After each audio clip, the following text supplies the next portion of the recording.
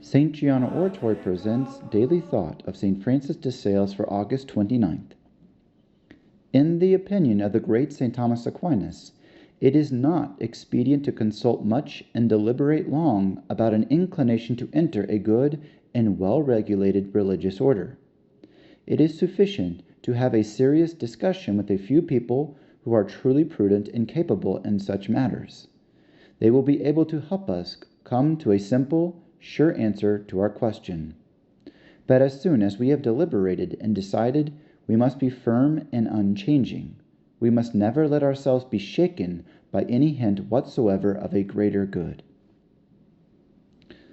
From the life of St. Francis de Sales. On this day, August 29th, 1606, Francis de Sales visited the church of St. John the Baptist in Villars, and gave an impressive sermon on the martyrdom of the precursor of Jesus Christ and on the vices that drag souls down to eternal death. Among his listeners was a scoundrel who had often claimed that if the bishop excommunicated him, as he had threatened to do, he would renounce his faith and go over to Geneva. On this occasion, however, when the man listened to the holy pastor, he believed his words and humbly went to see him, driven by a desire for a true conversion. Having made a confession on his own initiative, he publicly asked pardon of all the people in the church, deploring his previous evil ways and his bad example.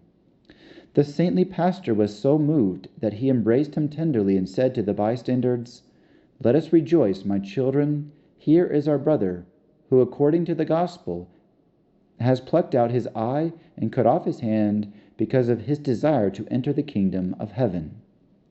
Here is a son of the gospel, a predestined soul." Then he added, turning to the man, "Come, sir, come as one blessed by our Father who is in heaven." He gave him a fatherly exhortation, absolved him publicly, and kept him by his side for several days. This person testified to all this at the process of the canonization of St. Francis, adding that the glance of that blessed bishop cut him like a sharp sword. It had opened his heart, releasing the poison of his sins. His words seemed like a sacred anointing that internally healed all his wounds.